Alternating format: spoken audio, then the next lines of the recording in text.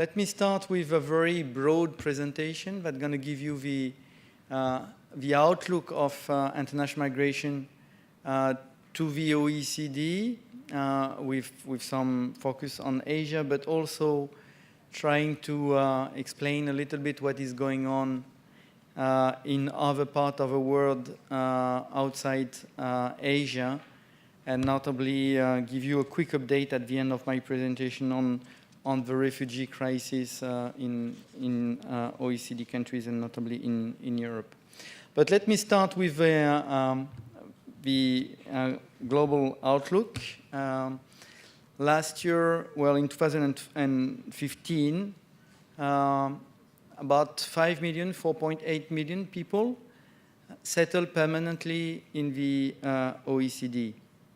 As you can see, about 2 million went to European OECD countries, and about 2.5 million went to other OECD countries. This migration, again, it's permanent migration, settlement migration, if you want, is made of free movement, meaning people moving within free movement area, which is mostly within the European Union, but also between countries such as New Zealand and Australia, which have a free movement agreement within the Trans-Tasmanian Agreement. That makes about a third of all permanent migration to the OECD. About another third is family migration. And the rest is a mixture of humanitarian migration, about 10%, workers, about 14%, and family migrants accompanying workers, which is another 7%. As you can see from this graph, maybe I should say that, migration has been decreasing after 2008 very sharply, and is increasing for the past 3 years, plus 10% in 2015. And all these up and downs are driven by what is happening within the European Union, mostly. So if I look more closely at the European Union, I have two countries highlighted here. Be cautious, this is not only permanent migration, that includes some temporary movements. But as you can see, for both the UK and Germany, intra-EU migration coming from other EU countries has been growing very rapidly. And from some countries in particular, meaning the countries which have joined the EU the most recently, Romania and Bulgaria. As you can see in the UK, for example, migration from Romania, this is both temporary and permanent, has reached almost 180,000 in 2015. But migration from Asia to OECD in general is also on the increase. In 2014, you can see it's 1.7 million people coming from Asia to OECD countries. That includes both, obviously, European OECD countries and non-European OECD countries. And among this list, China is number one. About 1 in 10 permanent migrants to the OECD is coming from China. But 1 in 20 is coming from India. And after that, you have Philippines, Vietnam, Thailand, Pakistan, Korea, Bangladesh. So that's the most important countries of origin for migration from Asia to the OECD. Permanent migration to the OECD as a percentage of the total population of a destination country shows huge variation across country. There are some OECD countries like Mexico, but also Japan, where as a percentage of total population, migration is marginal, close to zero. There are some other countries in Europe, but also I could include New Zealand and Australia in that list, where migration is making a huge contribution to population growth. So in all these countries, New Zealand, Australia, Norway, Switzerland, and Luxembourg, it's more than 1% of the population of this country which is coming through migration every year.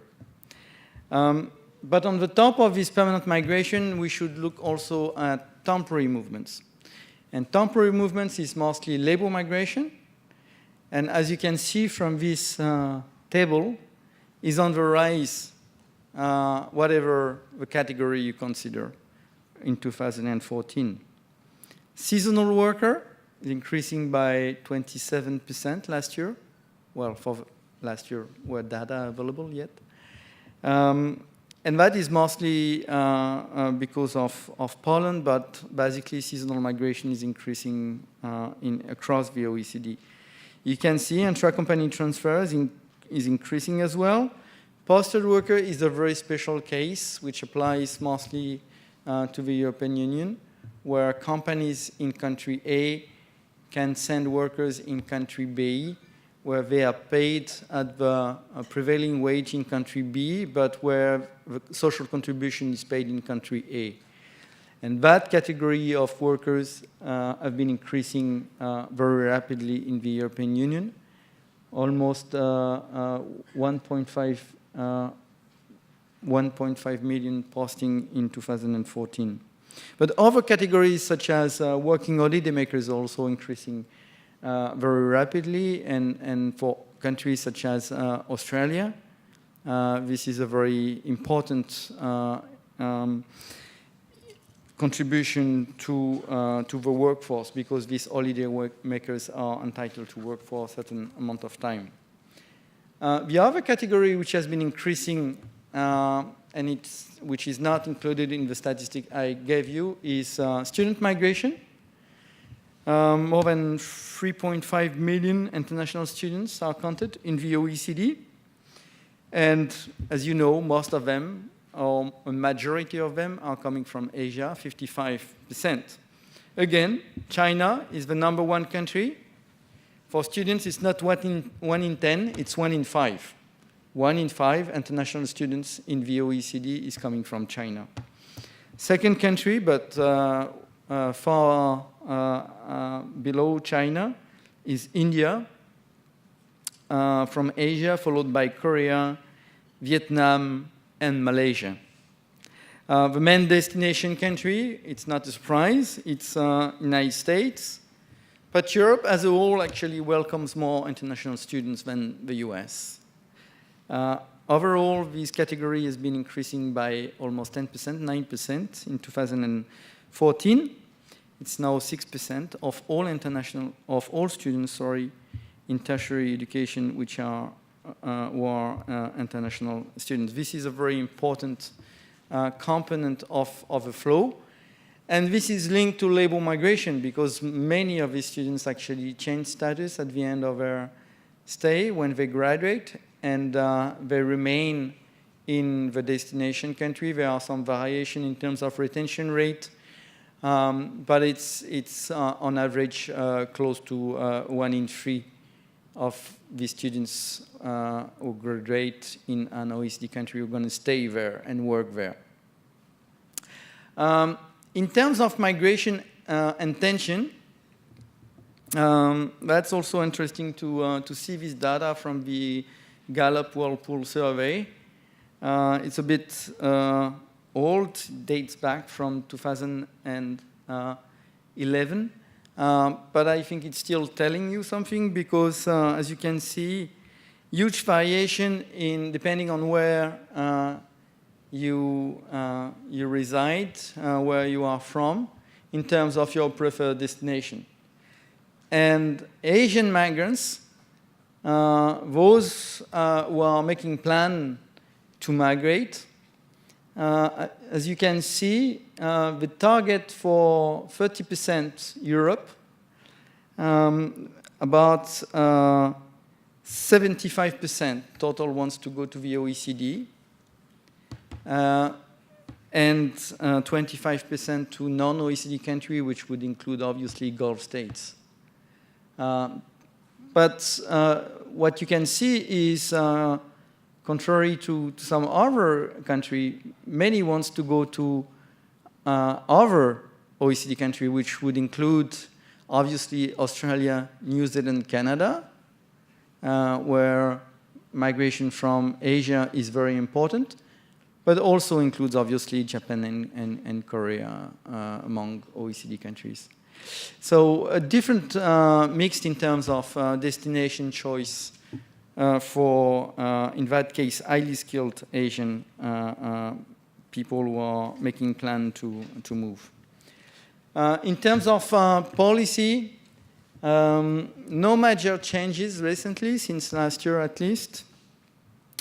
Maybe a couple of things we can bring to your attention, and most of that is, well, there are obviously pending issues, and the pending issue is what are going to be the consequences of a Brexit, and what are going to be the consequences of the US election in terms of migration policy, and you can make some assumptions about that, including for migration from Asia to these two countries, maybe with different set of dynamics. But in terms of what has been implemented, not so much, and mostly regarding high-skilled migrant categories. One thing is the fact that now the three, what we call settlement countries in the OECD, which are New Zealand, Australia, and Canada, basically countries which have programs that select people for permanent settlement, give them indefinite permit when these people are selected through their point-based system. So you can see these three countries are actually moved away from the traditional settlement migration programs based on point systems towards something which is called an expression of interest model. Canada has implemented it through the express entry system in 2015, and this is now also gaining attention in Europe as well. I think we'll see more of these programs going forward. And as we will discuss in one of the sessions tomorrow, matching is an important part of these programs. So the capacity of this program to facilitate the connection between the employee and the employers, and we'll have a full session on that. Also in the high-skill migration stream, I need to mention the fact that Europe is, I think, slowly but surely understanding that they are starting to lose the competition for talent. And so they are trying to make steps in terms of migration policy to be more attractive. And the EU is notably proposing a reform of the Blue Card, which is the highly skilled migration program of the European Union, in order to be more attractive for highly skilled qualified workers or highly qualified workers targeting among other region, Asia, but also has made steps to offer better conditions for international students and researchers. So some actions are going on, at least in the EU, to try to catch up with what other OECD countries have been able to achieve in this area. We reported already last year on the policy change in Japan, which, like Korea, has already a very open labor migration policy regarding highly skilled workers. But there are also some interesting changes for investors, entrepreneurs, and startups. I'm happy to talk more about that if you are interested. Labor market outcomes of migrants in the OECD. This is exactly the sort of table that if you do a PowerPoint training, you will be advised not to show. This is impossible to read from where you stand, but I hope this is included in the folder and you can see these numbers. I think what is interesting from this table is the fact that, it looks at the evolution of employment across selected OECD countries, and since the economic recession in 2008 up to 2015. And you have two takeaway messages from that. One is that Asian workers in OECD tend to have higher level of employment than other migrant groups. And that is true in most countries. There are two types of reasons for that, or maybe three. One is the fact that migration from Asia to the OECD is more skilled than other categories of migration, especially migration coming from Central and Southern America in the US, and migration coming from North Africa in Europe. So that skill level obviously facilitates the integration of in the labor market. But there is also kind of a composition effect. In Europe, Asian migrants will go mostly to countries like the UK, Ireland, and less to, for example, Southern European countries where the crisis struck much more strongly. And so all that gives you the picture of Asian migrants doing quite well in OECD countries, including through the recent economic crisis. In the US, for example, you can see that they have better labor market outcomes, higher employment rate, lower unemployment rates than native-born in the US, which is also true for some other categories of migrants in the US, but very striking for Asian migrants. So I would say it's rather a positive note in terms of how Asian migrants are performing in the OECD in the labor market. Just that you get a sense of where demand is in terms of labor migration in the OECD recently. Two charts, one for Europe, showing, and you just have to look at these boxes which have been highlighted in red. So these are industries where employment has been growing the most for recently arrived migrants, those who arrived in the past 5 years. And you can see in Europe, these sectors are education, some sectors in construction, but which are quite highly qualified, and also IT. On the other hand, sectors like in care, residential care activities, and some other sectors in construction which are less qualified have been losing employment very sharply over the past 5 years. In the US, you have a different mix of sectors. And you can see that in terms of where the growth has been, and that is also linked to the strong economic recovery recently in the US. Construction has been regaining employment very quickly in the US. This is not necessarily where Asian migrants are, but you can see, again, education, healthcare, and finance. This would be an occupation where Asian migrants go in the US. So with that, I just can't leave you without a few slides on the refugee crisis in Europe. I know this is far away, but that has been in the news, including in Asia, very heavily. So I just want to give you a few recent figures on where we are regarding this refugee crisis, and again, very, very happy to take any question you may have on that. This is a figure which shows the asylum application in OECD and European countries up to 2015 and 16. 1.6 million people looked for asylum in the OECD in 2015, 1.3 million in Europe. You have to see the picture. 1 million people in 2015 landed in European shores and asked for asylum. 1 million people.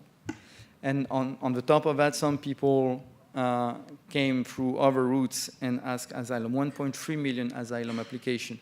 This is historical level for Europe. And 2016, we've seen a drop, but only since April, May.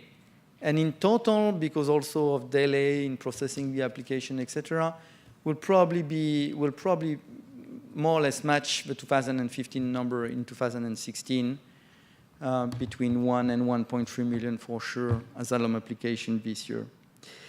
So these are huge numbers. Where these people are coming from, everybody has Syria in mind, and yes, about a third of people in 2015 came from Syria, but I would say only a third. Many people came from Afghanistan, a fewer number of people from Pakistan, but a lot of people came also from Africa. Increasing numbers, particularly on this route between Libya and Italy. You get people from Nigeria, from Gambia, and from obviously Eritrea, Sudan, countries from all parts of Africa.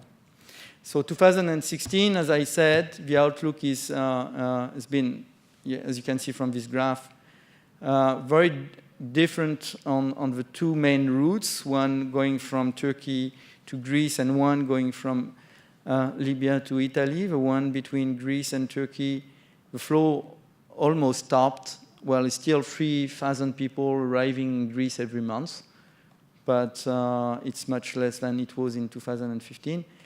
Whereas in Italy, it's actually a record high this year. So the flows, it's more like a new normal in a sense. This refugee flow will continue for many, many years between Africa and Europe, that's for sure. So what is the situation now in terms of policy? Well, I think we still have conflicts ongoing, notably in Syria. So we still have a persisting and looming geopolitical crisis at regional level. One of the big issues was maybe not so much the numbers, because you could say 1.3 million for Europe as a whole is not that much. More than 550 million people living in Europe. But it's really a concentration issue. The fact that these 1 million people were landed in Europe in 2015 went basically through a couple of islands in Italy and Greece. 1 million people going through a couple of islands, that's obviously very difficult to manage. But also the fact that some countries are at the forefront in terms of welcoming and accommodating these people. That starts with Italy and Greece, obviously. Turkey in the OECD, almost 3 million people are displaced in Turkey. 2.7 million from Syria alone. And within Europe, Germany and Greece and Sweden, Austria as well, have been receiving most of these asylum seekers. So it's there's a question of distribution and basically a burden sharing within Europe. There is a security crisis. We know we are also in a context where there are terrorist attacks in Europe, and some people make the link, even if the two phenomena take place at the same time. They are unrelated largely, but this is a serious issue of concern. There is a risk in terms of institutional crisis. Some important building blocks of the European Union are now challenged. And I think in the context of Brexit, this is taking even more importance. And there is also a trust crisis. You can see, I mean, a lot of elections are coming up in Europe. And what has happened in terms of managing the refugee crisis is affecting this national debate very, very strongly. people are losing faith in the capacity of government to manage migration. This is as simple as that. And this is obviously impacting national election everywhere. But I just want to end with that. I think the big challenge for Europe now is in terms of integration. And this graph is telling all. This is employment outcomes of migrants by category of entry in Europe in 2014. So it's a stock figure. These people came, for some of them, since decade, and we track their employment rate. And what you see here is that labor migrants, obviously, they're doing super well at the beginning. They need to have a job offer, so the only thing that can happen to them is to lose that job. What's happening a little bit over time. Students are doing also very well. Quickly, they catch up and they find employment. But those who are coming as refugees or family members, it takes them decades, well, on average 2 decades, to catch up with the employment rate of native-born and other migrants. So this integration challenge in a context of huge inflows of refugees in Europe is, we believe, the biggest challenge Europe has to face. So it's not necessarily where the focus is now, labor migration, but more on that issue of integration. As I said, this is probably less of an issue for Asian migrants who come as workers, highly qualified for many of them. But this is where the key issue for Europe is in terms of managing migration and integration going forward. Thank you very much for your attention.